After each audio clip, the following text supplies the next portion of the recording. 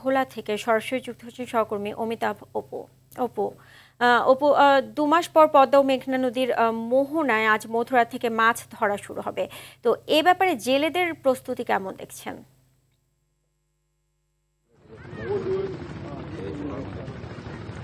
সুজনা, আপনি যেটা জানতে চেয়েছেন যে এই যে 2 মাস মাছ ধরা বন্ধ ছিল, অর্থাৎ ভোলা জেলার 190 কিলোমিটার এলাকাকেই ইলিশের অবস্থা ঘোষণা করেছিল মৎস্য অধিদপ্তর। সেই অনুযায়ী কিন্তু ভোলার প্রায় 1,70,000 নিবন্ধিত জেলে এবং প্রায় 2 লক্ষ জেলেই কিন্তু মাছ ধরা থেকে বিরত ছিল।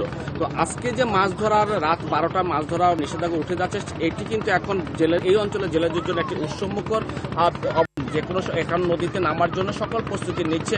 আমি যদি আপনাকে একটু দেখাতে চাই যে জেলেরা কি ধরনের প্রস্তুতি নিচ্ছে। তারা কিন্তু এই মাছ ধরার জন্য এখন সবাই নদীর পাড়ে অবস্থান করছে এবং তারা কেউ নৌকাকে ঠিক করছেন, কেউ শেষ মুহূর্তে নামার জন্য সকল প্রস্তুতি তাদের সম্পন্ন করতেছেন। জাল, নৌকা, ইতিমধ্যে কোনো নৌকাকে আমরা দেখছি যে ইতিমধ্যে নেমে গেছে। সেই নৌকাও তারা মাঝ নদীতে যাওয়ার জন্য প্রস্তুতি নিয়ে তারা যাচ্ছে। কেউ বরফ নিচ্ছে, কেউ তেল সংগ্রহ করছেন, এগুলো সবই রয়েছে। তবে জেলেদের মধ্যে যে একটি ক্ষোভ বিরাজ করছে যে তারা 2 মাস মাছ ধরা বন্ধ ছিল, তখন কিন্তু তারা কোনো খাদ্য সহায়তা পায়নি। সুতরাং আপনি সবচেয়ে অবাক হবেন যে 2 মাস একটি জেলে পরিবার মাছ ধরা থেকে বিরত ছিল, অথচ সরকার বা কোনো দপ্তর থেকে তাদেরকে সেভাবে কোনো খাদ্য সহায়তা দেওয়া হয়নি।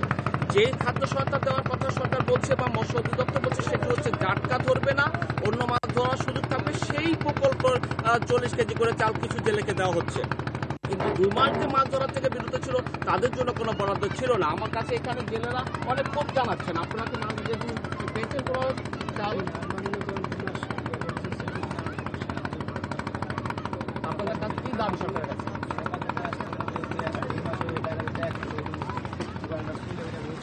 সুতরাং এই যে জেলেরা এখন বলছে 2 মাস মাছ ধরা বন্ধ না রেখে যদি 1 মাস মাছ ধরা বন্ধ রাখতো, তাহলে কিন্তু এই জেলেদের এত দুঃখ কষ্টের মধ্যে থাকতো না। অথবা এই জেলেদের জন্য বিশেষ বরাদ্দ যদি রাখা হতো, বিশেষ প্রণোদনার যদি ব্যবস্থা থাকতো, তাহলে কিন্তু এই জেলেরা 2 মাসের মাছ ধরা বন্ধ শেষও তারা কিন্তু তাদের দুঃখ থাকতো না।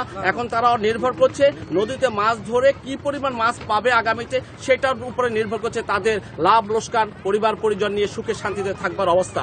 মৎস্য কর্মকর্তারা জানাচ্ছেন যে 2 মাস তাদের সফল হয়েছে এবং তারা এবার লক্ষ্যমাত্রা ভোলা যে 1,85,000 মেট্রিক টন মাছের উৎপাদন, সেটি 1,90,000 মেট্রিক টন ছাড়িয়ে যাবে বলে জেলা মৎস্য কর্মকর্তা আমাদের বিশ্বজিৎ দেব আমাদের জানিয়েছেন। আমরা এখানে দেখেছি ক্ষুদ্র মৎস্যজীবী সংগঠনের এখানকার যুগ্ম সম্পাদক আল মামুন এখানে উপস্থিত আছেন। তিনিও আমাদেরকে জানাচ্ছেন তারা কিন্তু জেলেদের দুঃখ দুর্দশার জন্য তারা পাশে এসে দাঁড়িয়েছেন। তারাও দাবি জানাচ্ছেন আগামীতে যেন সরকার যেন আগেভাগেই জেলেদের জন্য বরাদ্দ নিশ্চিত করে।